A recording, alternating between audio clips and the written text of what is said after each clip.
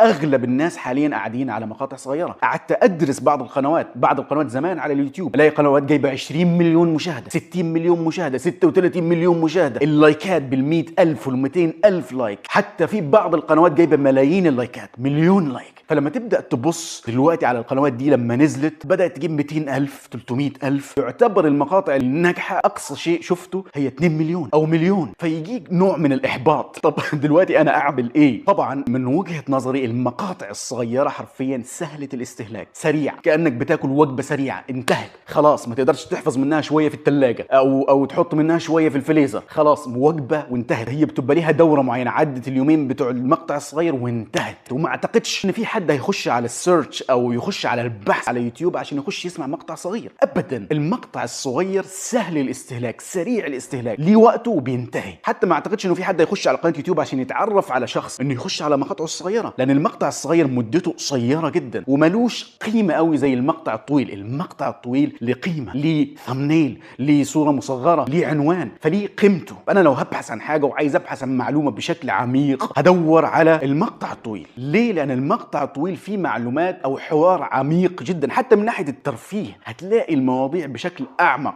مش زي المقاطع الصغيره. ولكن ده لا يعني ان انت تهمل المقاطع الصغيره، ده لا يعني ان انت تقول خلاص انا مش هعمل مقاطع صغيره. لا، المقاطع الصغيره هي سهله الاستهلاك وسريعه الاستهلاك، ولكن بتجيب لك جمهور كبير جدا، بتجيب لك حرفيا جمهور، لان اغلب الناس اللي قاعده على الريلز، قاعده على الشورتس. ده مش معنى ان ما فيش جمهور للمقاطع الطويله، لا، في جمهور ضخم للمقاطع الطويله، ولكن الاكثر محدش يقدر ينكر الموضوع ده، الاكثر دلوقتي قاعدين على المقاطع الصغيره.